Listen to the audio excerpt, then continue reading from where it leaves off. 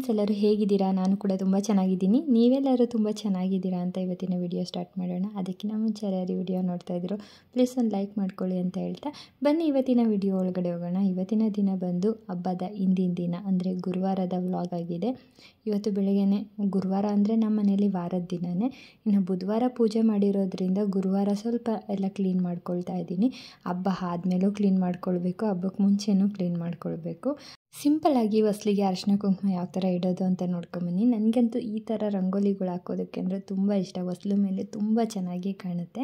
ಆಗಂತೂ ಅಮ್ಮ ಅಜ್ಜಿ ಅವರೆಲ್ಲನೂ ಸಗಣಿ ನೆಲದಲ್ಲಿ ರಂಗೋಲಿ ಹಾಕೋದು, ಸಗಣಿ ನೆಲ ಸಾರಿಸೋದು ಅಂದರೆ ಸಿಕ್ಕಾಪಟ್ಟೆ ಚೆನ್ನಾಗಿ ಕಾಣ್ತಾ ಇತ್ತು.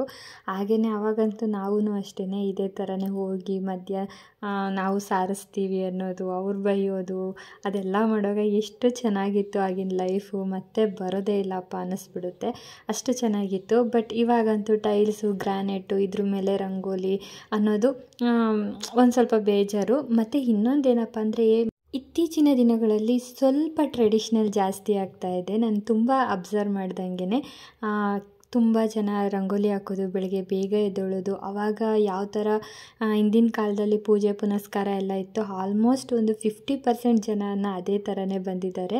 ಫಸ್ಟೆಲ್ಲ ಅಂದರೆ ನಮ್ಮ ಮಧ್ಯದಲ್ಲಿ ಒಂದು ಚೈಲ್ಡ್ಹುಡ್ ಆದಮೇಲೆ ಒಂದು ಏಜ್ ಬರುತ್ತಲ್ಲ, ಆ ಏಜಲ್ಲಂತೂ ತುಂಬ ಜನ ಬಿಟ್ಟೇ ಬಿಟ್ಟಿದ್ರು. ಪೂಜೆ ಪುನಸ್ಕಾರ ಅವೆಲ್ಲ ಏನಿಲ್ಲ, ಬರೀ ಕೆಲಸಕ್ಕೆ ಹೋಗೋದು ಬರೋದು, ಹಬ್ಬ ಮಾಡಬೇಕು ಅಷ್ಟೇ ಅನ್ನೋ ಥರ ಇತ್ತು. ಬಟ್ ಇವಾಗಿನ ಜನ್ರೇಷನಲ್ಲಿ ಸ್ವಲ್ಪ ಇಂಪ್ರೂವ್ ಆಗ್ತಾ ಇದೆ. ಪ್ರತಿದಿನ ರಂಗೋಲಿ ಬಿಡೋದು, ಪೂಜೆ ಮಾಡೋದು ಒಂಥರ ಖುಷಿ ಆಗುತ್ತೆ. ಯಾಕಂದರೆ ಕೆಲವೊಂದು ಯೂಟ್ಯೂಬೆಲ್ಲ ನೋಡ್ತೀನಲ್ಲ, ಯೂಟ್ಯೂಬ್ ಚಾನಲ್ಸಲ್ಲೇ, ಅದರಲ್ಲೂ ಅಷ್ಟೇ ತುಂಬ ಜನ ಒಂಥರ ಪೂಜೆ ಪುನಸ್ಕಾರ ಅನ್ನೋದು ಜಾಸ್ತಿ ಆಗ್ತಾಯಿದೆ. ಅದನ್ನು ನೋಡಿ ಖುಷಿನೂ ಕೂಡ ಆಗ್ತಾಯಿದೆ. ಮತ್ತು ನಮ್ಮ ಜನ್ರೇಷನ್ ಬ್ಯಾಕ್ ಹೋದರೆ ಎಷ್ಟು ಚೆನ್ನಾಗಿರುತ್ತೆ ಅಂತ. ನಾವು ಹೋಗ್ಲಿಕ್ಕಾಗಲ್ಲ, ಬಟ್ ನಮ್ಮ ಮಕ್ಕಳೆಲ್ಲ ಇದನ್ನೆಲ್ಲ ಕಲ್ತ್ಕೊಂಡ್ರೆ ತುಂಬ ಚೆನ್ನಾಗಿರುತ್ತೆ ಅನ್ನೋದಷ್ಟೇ. ಈಗ ಸಿಂಪಲಾಗಿ ಹೊಸ್ಲಿಗೆ ರಂಗೋಲಿ ಹಾಕಿದ್ದಾಯಿತು. ತುಂಬ ಮುದ್ದಾಗಿ ಕಾಣ್ತಾಯಿತ್ತು ಇವತ್ತಿನ ನಮ್ಮ ಹೊಸ್ಲು.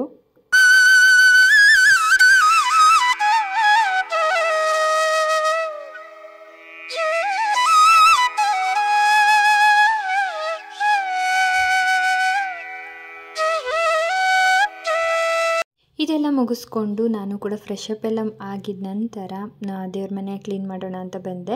ಹಬ್ಬಕ್ಕೆ ಏನೇನು ಇಟ್ಟಿದ್ನೋ ಅದನ್ನೆಲ್ಲ ಹಾಗೆಯೇ ಪೂಜೆ ಮಾಡಿ ಹಿಂದಿನ ದಿನ ಹಂಗೆ ಬಿಟ್ಟಿದ್ದೆ.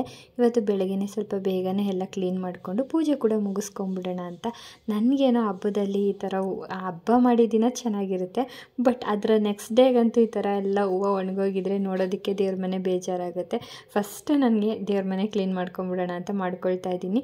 ಅದರಲ್ಲೂ ಇವಾಗಂತೂ ದೇವರಿಗೆ ಹೂವು ಮೂಡಿಸಿ ಒಂದು ದಿನ ಆಗಿದ ತಕ್ಷಣವೇ ಹೂವು ಎಲ್ಲ ಒಳ್ಳೆ 4-5 ದಿನ ಆಗಿದೆನೋ ಹೂವು ಇಟ್ಬಿಟ್ಟು ಅನ್ನೋ ಥರ ಒಣಗೋಗಿದೆ. ನಮ್ಮನೆ ಅಂತೂ ತುಂಬ ಹಬೆ ಇರೋ ಕಾರಣಕ್ಕೆ ಬೇಗ ಹೂವು ಬಾಡೋಗ್ತಾ ಇರುತ್ತೆ. ಇವಾಗ ಎಲ್ಲ ಕ್ಲೀನ್ ಮಾಡಿಕೊಂಡು ಫಸ್ಟು ದೇವರಿಗೆ ಪೂಜೆ ಎಲ್ಲ ಮುಗಿಸ್ಕೊಳ್ಳೋಣ ಅಂತ ಮಾಡ್ಕೊಳ್ತಾ ಇದ್ದೀನಿ.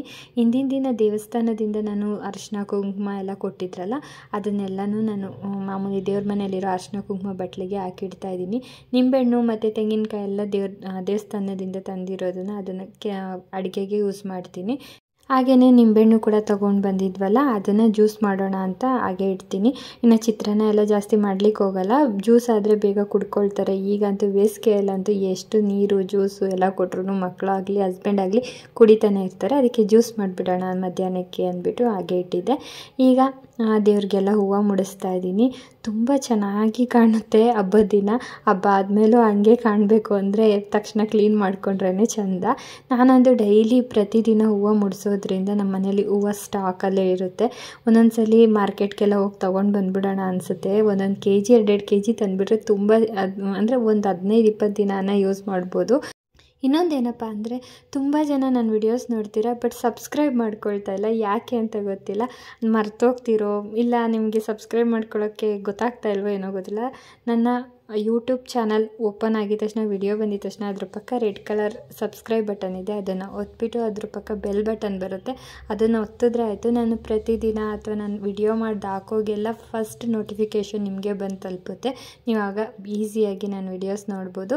ಹಾಗೆ ನಿಮಗೆ ಏನಾನ ಡೌಟ್ಸ್ ಇದ್ದರೂ ಕೂಡ ನನಗೆ ಕಮೆಂಟ್ ಬಾಕ್ಸಲ್ಲಿ ಕಮೆಂಟ್ ಕೂಡ ಹಾಕ್ಬೋದು. ಇನ್ನೊಂದೇನಪ್ಪ ಅಂದರೆ ದಯವಿಟ್ಟು ವಿಡಿಯೋ ನೋಡೋರು, ನನ್ನ ಸಬ್ಸ್ಕ್ರೈಬ್ ಮಾಡ್ಕೊಂಡಿರೋರು ಒಂದು ಲೈಕ್ ಕೊಡಿ ಅಂತ ಹೇಳ್ತಾ ಬನ್ನಿ ಮತ್ತೆ ವಿಡಿಯೋನ ಕಂಟಿನ್ಯೂ ಮಾಡ್ತಾಯಿದ್ದೀನಿ. ಈಗ ಪೂಜೆ ಎಲ್ಲ ಮುಗಿಸ್ಕೊಂಡಿದ್ದ ನಂತರ ಮಧ್ಯಾಹ್ನದ ಅಡುಗೆಗೆ ಅಂದ್ಬಿಟ್ಟು ನಾನು ಮಶ್ರೂಮ್ ಸಾಂಬಾರು ಮಾಡೋಣ ಅಂತ ಅಂದ್ಕೊಂಡು ಮಾಡ್ತಾಯಿದ್ದೀನಿ. ಬೆಳಗ್ಗೆ ತಿಂಡಿ ಅಂತೂ ಚಿತ್ರಾನ್ನನೇ ಮಾಡಿದ್ದಿದ್ದು ಇವತ್ತು. ಅದಕ್ಕೋಸ್ಕರ ಚಿತ್ರಾನ್ನ ರೆಸಿಪಿ ಎಲ್ಲ ಯಾವಾಗಲೂ ತೋರಿಸ್ತಾ ಇದ್ದರೆ ನೀವೇ ಬೈದ್ಬಿಡ್ತೀರ, ಯಾವಾಗಲೂ ಮಾಡಿಬಿಡ್ತೀರಾ ನೀವು ಅಂದ್ಬಿಟ್ಟು ಅದಕ್ಕೆ ಚಿತ್ರಾನ್ನ ರೆಸಿಪಿ ನಾನು ತೋರಿಸ್ಲಿಕ್ಕೆ ಹೋಗಲಿಲ್ಲ. ಈಗ ನಾನು ಮಶ್ರೂಮ್ ಸಾಂಬಾರಿಗೆ ಏನೇನು ಬೇಕು ಅಂತ ನೋಡ್ಕೊಳ್ಳೋಣ. ಕಾಯಿ, ಈರುಳ್ಳಿ, ತೆಂಗಿನಕಾಯಿ, ಚಕ್ಕೆ, ಲವಂಗ, ಶುಂಠಿ, ಬೆಳ್ಳುಳ್ಳಿ, ಹಾಗೆ ಒಣಮೆಣಸಿನ್ಕಾಯಿ. ನಾನು ಯಾವುದೇ ಥರ ಪೌಡರ್ ಹಾಕ್ತಾಯಿಲ್ಲ, ಅಂದರೆ ಖಾರದ ಪುಡಿ ಅದೆಲ್ಲ ಏನೂ ಹಾಕ್ತಾಯಿಲ್ಲ. ಡೈರೆಕ್ಟಾಗಿ ಒಣಮೆಣಸಿನ್ಕಾಯಲ್ಲೇ ಮಾಡ್ಕೊಳ್ತಾ ಇದ್ದೀನಿ. ಸಾಂಬಾರು ಮಾತ್ರ ಸೂಪರಾಗಿ ಬಂದಿತ್ತು. ಚಿಕನ್ ಸಾರಿಗೂ ಮೀರಿಸ್ದಂಗಿತ್ತು. ಈಗ ಒಂದು ಬಾಣಲಿಗೆ ಸ್ವಲ್ಪ ಎಣ್ಣೆ ಹಾಕ್ಕೊಂಡು ಹಾಗೆ ಅದಕ್ಕೆ 2-3 ಸ್ಪೂನ್ ಧನಿಯಾ ಹಾಕ್ಕೊಳ್ತಾ ಇದ್ದೀನಿ. ಇದನ್ನು ಹಾಕ್ಕೊಂಡು ಚೆನ್ನಾಗಿ ಹುರ್ಕೊಂಡಿದ್ದ ನಂತರ ಹಾಗೆ ಒಣಮೆಣಸಿನ್ಕಾಯಿ ನಾನು ಬ್ಯಾಡ್ಗೆನೂ ತೊಗೊಂಡಿದ್ದೀನಿ, ಹಾಗೆಯೇ ಖಾರದ್ದು ತೊಗೊಂಡಿದ್ದೀನಿ. ಎರಡೂ ನೋಡಿಕೊಂಡು ನೀವು ಹಾಕ್ಕೊಳ್ಬೇಕಾಗತ್ತೆ. ನಾನು ಬ್ಯಾಡ್ಗೆ ಮೆಣಸಿನ್ಕಾಯಿ ಅಂದರೆ ಕಲರ್ ಚೆನ್ನಾಗಿ ಬರುತ್ತೆ, ಹಾಗೆಯೇ ಒಂದು ಸ್ವಲ್ಪ ಟೇಸ್ಟು ಕೂಡ ಡಿಫ್ರೆಂಟಾಗಿರುತ್ತೆ ಅನ್ನೋದಕ್ಕೋಸ್ಕರ ಹಾಕ್ಕೊಂಡಿದ್ದೀನಿ. ನಂತರ 2 ಈರುಳ್ಳಿ ಹಾಕ್ಕೊಂಡು ಚೆನ್ನಾಗಿ ಫ್ರೈ ಮಾಡ್ಕೊಳ್ತಾ ಇದ್ದೀನಿ. ಅರ್ಧ ಟೀ ಸ್ಪೂನಷ್ಟು ಗಸಗಸೆ ಹಾಕ್ಕೊಂಡು ಇದನ್ನು ಹಾಕ್ಕೊಂಡು ಚೆನ್ನಾಗಿ ಫ್ರೈ ಎಲ್ಲ ಆದ ನಂತರ ಚಕ್ಕೆ, ಲವಂಗ, ಶುಂಠಿ, ಬೆಳ್ಳುಳ್ಳಿ ಇಷ್ಟು ಹಾಕ್ಕೊಂಡು 1 ನಿಮಿಷಗಳ ಕಾಲ ಅಷ್ಟೇ ಚೆನ್ನಾಗಿ ಫ್ರೈ ಮಾಡ್ಕೊಳ್ಬೇಕಾಗತ್ತೆ. ಹಾಗೆ 2 ಟೊಮೆಟೊ ಹಾಕ್ಕೊಂಡು ಫ್ರೈ ಆದ ನಂತರ ಟೊಮೆಟೊ ಸ್ವಲ್ಪ ಸಾಫ್ಟ್ ಆಗ್ತಾ ಬಂದರೆ ಸಾಕು. ಆನಂತರ ಕೊತ್ತಂಬರಿ ಹಾಗೆಯೇ ಕಟ್ ಮಾಡಿರೋ ತೆಂಗಿನಕಾಯಿ ಹಾಕ್ಕೊಂಡಿದ್ದೀನಿ. ಅರ್ಧ ಹೋಳಲ್ಲಿ ಅರ್ಧ ಹಾಕ್ಕೊಂಡಿದ್ದೀನಿ. ಈಗ ತೆಂಗಿನಕಾಯಿ ಹಾಕಿದ ತಕ್ಷಣ ಸ್ಟವ್ ಆಫ್ ಮಾಡಿಬಿಡ್ಬೇಕು. ತೆಂಗಿನಕಾಯಿ ಹಾಕ್ಕೊಂಡು ಫ್ರೈ ಮಾಡಬಾರ್ದು, ಸಾಂಬಾರು ಕೆಟ್ಟೋಗುತ್ತೆ, ಅಂದರೆ ಟೇಸ್ಟೇ ಹಾಳಾಗೋಗ್ಬಿಡುತ್ತೆ. ಅದಕ್ಕೋಸ್ಕರ ಈಗ ಚೆನ್ನಾಗಿ ಇದು ತಣ್ಣಗಾದ ನಂತರ ಈ ಥರ ನೈಸಾಗಿ ರುಬ್ಕೊಂಡಿದ್ದೀನಿ. ತುಂಬ ಚೆನ್ನಾಗಿ ಘಮ ಘಮ ಅಂತಾಯಿತ್ತು. ಆ ಮಸಾಲೆ ಹುರಿದಿರೋಕ್ಕೆ ಎಷ್ಟು ಚೆನ್ನಾಗಿ ಕಾಣ್ತಾಯಿತ್ತು ಅಂದರೆ ಅಷ್ಟು ಚೆನ್ನಾಗೂ ಕಾಣ್ತಾಯಿತ್ತು, ಅಷ್ಟೇ ಫ್ಲೇವರು ಕೂಡ ತುಂಬ ಚೆನ್ನಾಗಿತ್ತು. ಹಾಗೆ ಒಂದು ಕುಕ್ಕರ್ ತೊಗೊಂಡಿದ್ದೀನಿ. ಸ್ವಲ್ಪ ಎಣ್ಣೆ ಹಾಕ್ಕೊಂಡು ಹಾಗೆ ಅರ್ಧ ಈರುಳ್ಳಿನ ಒಗ್ಗರಣೆಗೆ ಹಾಕ್ಕೊಂಡಿದ್ದೀನಿ ಅಷ್ಟೇ. ಈರುಳ್ಳಿ ಚೆನ್ನಾಗಿ ಫ್ರೈ ಆಗಿದ ನಂತರ ನಾನು ಕಟ್ ಮಾಡ್ಕೊಂಡಿರೋ ಮಶ್ರೂಮ್ ಹಾಕ್ಕೊಳ್ತಾ ಇದ್ದೀನಿ. 2 ಪ್ಯಾಕೆಟ್ ಮಶ್ರೂಮ್ನ ಕಟ್ ಮಾಡಿ ಹಾಕ್ಕೊಂಡಿದ್ದೀನಿ. ಕೆಲವೊಂದು ಮಶ್ರೂಮು ಮಧ್ಯದಲ್ಲಿ ಹೋಗಿರೋ ಥರ ಇತ್ತು, ಅಂದರೆ ಅದು ಹೋಗಿರಲಿಲ್ಲ, ಬ್ಲ್ಯಾಕ್ ಆಗಿತ್ತು. ಬಟ್ ಅದು ನೋಡಿದ್ರೆ ತಿನ್ನಬೇಕು ಅನಿಸ್ತಾ ಇರಲಿಲ್ಲ. ಆದಷ್ಟು ಕೆಲವೊಂದು ತೆಗೆದೆ. ನಾವು ಆನ್ಲೈನಿಂದ ತರಿಸ್ಕೊಂಡು 1 ಪ್ಯಾಕೆಟ್ ಚೆನ್ನಾಗಿತ್ತು, 1 ಪ್ಯಾಕೆಟ್ ಚೆನ್ನಾಗಿರಲಿಲ್ಲ.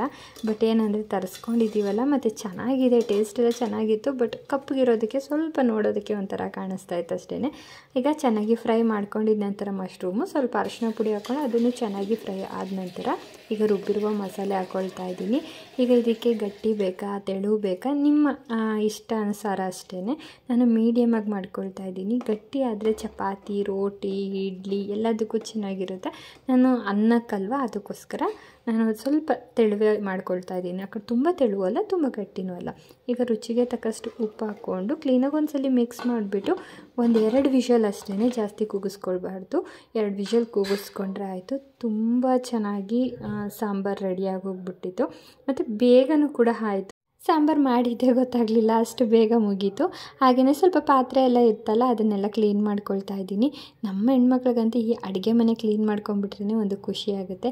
ಎಷ್ಟೇ ಅಡುಗೆ ಮಾಡಿದ್ರೂ ಅಷ್ಟು ಸುಸ್ತಿದ್ರೂ ಫಸ್ಟ್ ಅಡುಗೆ ಮನೆ ಕ್ಲೀನ್ ಮಾಡ್ಕೊಂಡ್ರೇ ಒಂದು ಸಮಾಧಾನ ಅನಿಸುತ್ತೆ.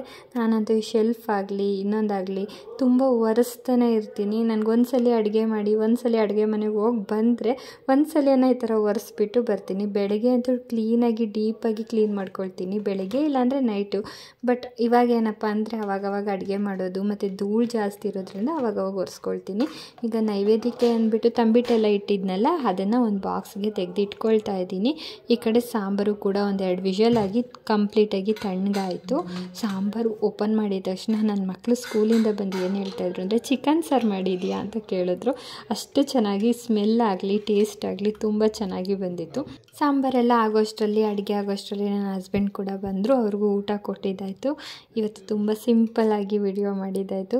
ಇವತ್ತಿನ ವಿಡಿಯೋ ನಿಮಗೆ ಹೇಗೆ ಅನ್ನಿಸ್ತು ಅಂತ ಕಮೆಂಟ್ ಮಾಡಿ. ಹಾಗೆ ಯಾವುದನ್ನು ರೆಸಿಪಿ ಬೇಕು ಅಂದರೂ ನನಗೆ ಕೆಳಗಡೆ ಕಮೆಂಟ್ ಮಾಡಿ, ಖಂಡಿತವಾಗ್ಲೂ ವಿಡಿಯೋ ಮಾಡ್ತೀನಿ. ಮತ್ತು ಇವತ್ತಿನ ವ್ಲಾಗ್ ಇಲ್ಲಿಗೆ ಎಂಡ್ ಮಾಡ್ತಾಯಿದ್ದೀನಿ. ಈ ವಿಡಿಯೋ ನಿಮಗೆ ಇಷ್ಟ ಆಗಿದ್ದರೆ ಪ್ಲೀಸ್ ಒಂದು ಲೈಕ್ ಮಾಡ್ಕೊಳ್ಳಿ ಅಂತ ಹೇಳ್ತಾ ಮತ್ತೆ ಇನ್ನೊಂದು ಹೊಸ ವ್ಲಾಗಲ್ಲಿ ಸಿಗ್ತೀನಿ. ಅಲ್ಲಿವರೆಗೂ ಟೇಕ್ ಕೇರ್, ಬಾಯ್. ಬಿಸಿಲು ಜಾಸ್ತಿ ಇರೋದ್ರಿಂದ ಮಕ್ಕಳಿಗೆ ಆದಷ್ಟು ನೀರು ಮತ್ತು ಜ್ಯೂಸ್ ಕುಡಿಸ್ತಾ ಇರಿ ಅಂತ ಹೇಳ್ತಾ, ಇಲ್ಲಿವರೆಗೂ ವಿಡಿಯೋ ನೋಡಿದ್ದೀರಾ ಅಂದರೆ ಥ್ಯಾಂಕ್ ಯು ಸೋ ಮಚ್.